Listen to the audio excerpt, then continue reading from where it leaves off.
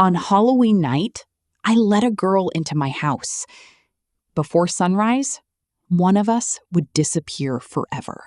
When I was 7 years old, my mother and I moved to a small town in Massachusetts. It was one of the hardest times of my life. A few weeks earlier, my father had left us. My mother always told me that he had found a better job somewhere else. She said he still loved me and cared about me. But even at 7 years old, I understood the truth.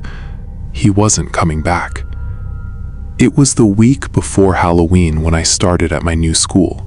My first day was October 25th. Being the stubborn kid that I was, I insisted on walking to school by myself.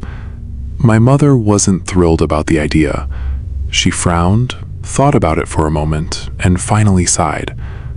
"All right," she said, "but only if we walk the path together every evening before school starts, and you have to promise me that you'll stay on the trail." I promise. She had recently bought a small 2-bedroom cottage less than a mile from the school. The house sat near the edge of a large forest, and a narrow trail ran directly through the woods to town. It should have felt exciting. Instead, everything felt unfamiliar.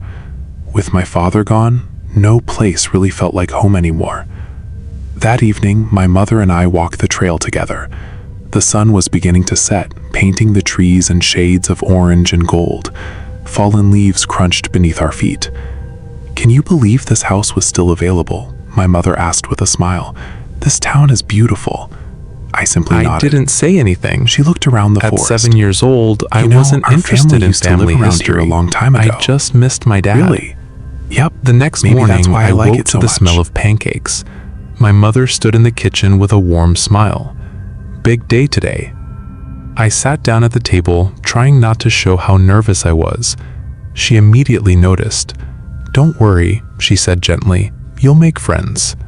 "You think so?" "I know so." Looking back now, I still don't understand how she stayed so strong after everything she'd been through. Maybe parents are stronger than we realize.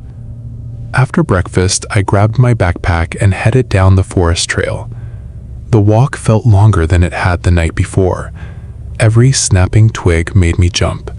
Every shadow looked strange. Eventually, the school came into view. A teacher with thick glasses greeted me at the front door. "You must be Jimmy." I nodded. "Come on, let's get you settled." There were only 10 other students in my classroom. Nobody really talked The to me teacher either. spent most of the morning explaining what the school year would be Halloween like. costumes. Nobody was mean to me. One boy was going as a pirate. Another was dressing up as a vampire. Everyone seemed excited except me. Then I noticed her, a girl sitting 2 rows behind the others. She had long brown hair, glasses, and the brightest smile I'd ever seen. She looked over and caught me staring. Instead of looking away, she smiled. My face immediately turned red. I tried to smile back. It probably looked ridiculous. I quickly faced forward and pretended to listen to the teacher. But honestly, I spent the rest of the day thinking about her. School ended at 3 o'clock.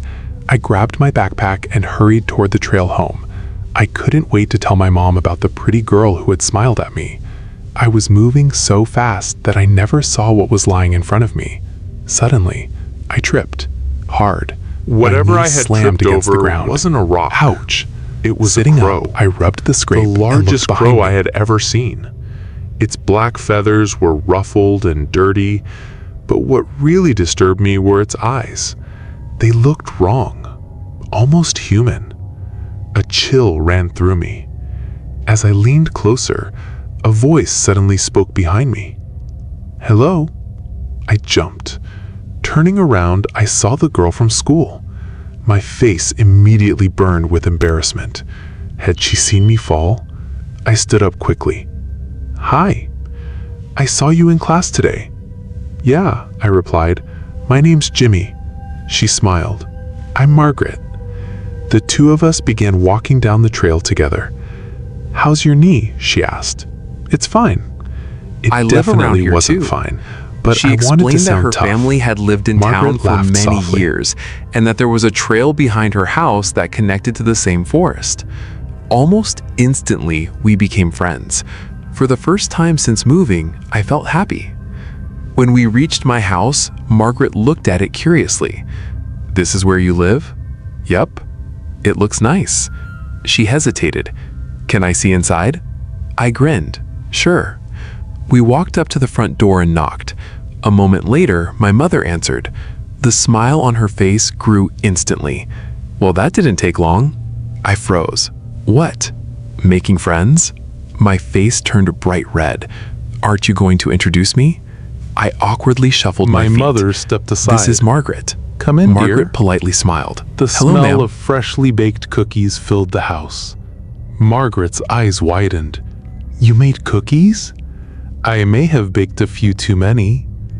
The three of us sat around the kitchen table together. Before long, the conversation shifted toward Halloween. "What are you dressing up as?" my mother asked. Margaret smiled. "A witch."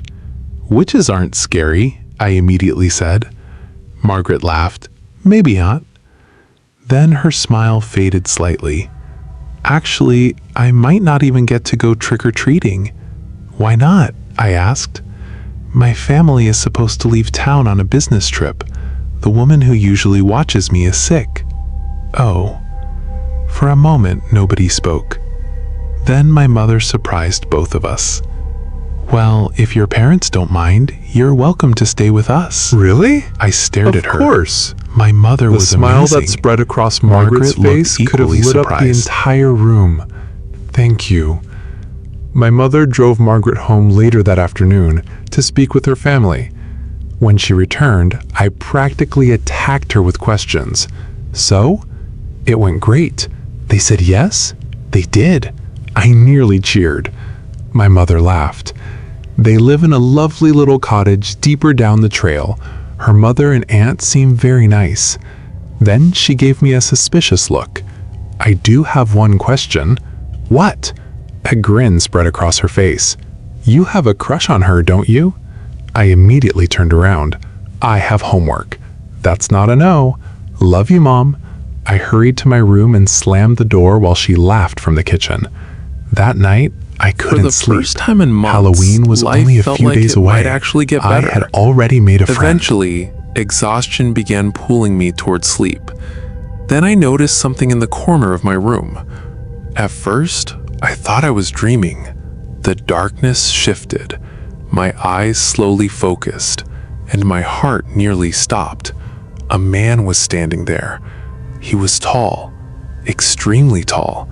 His long gray beard hung to the middle of his chest. His clothes looked ancient. In both hands, he held a large axe.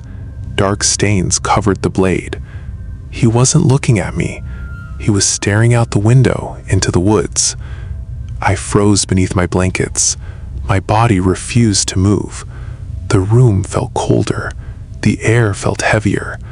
I pulled the blanket over my head and squeezed my eyes shut. This couldn't be real. It had to be a nightmare. It had to be. Nothing seemed Yet unusual. somehow, I eventually fell asleep. Footprints, no When morning signs of arrived, anyone entering, the man was gone. no evidence at all. I considered telling my mother, but something stopped me. Maybe I was afraid she'd think I was imagining things. Maybe I was afraid the man would come back.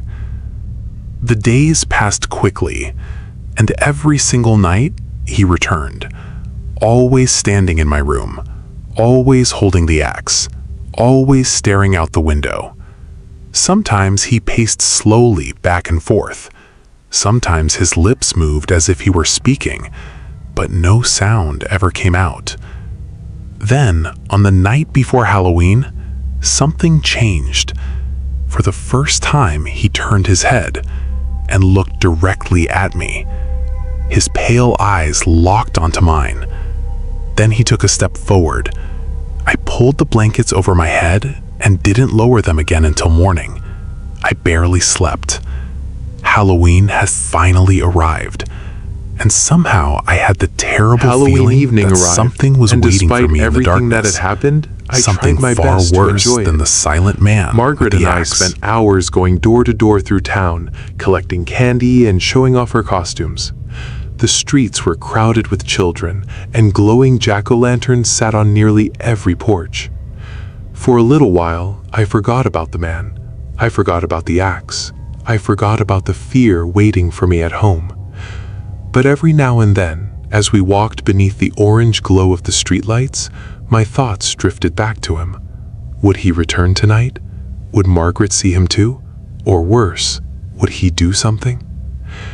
"You've been quiet all night," Margaret said as we crossed a small bridge near the center of town. "Huh? You're thinking about something?" I forced a smile. "No, I'm fine." She studied me for a moment. For some reason, her expression seemed strange, almost disappointed. Then she smiled Dark again. clouds rolled "If you say across so." the sky. By the time we swallowing the moon. returned home, A the storm wind had was begun to coming. pick up. My mother had already prepared sleeping arrangements in the living room. Margaret would sleep on the couch. I would sleep on a blanket laid out on the floor beside it.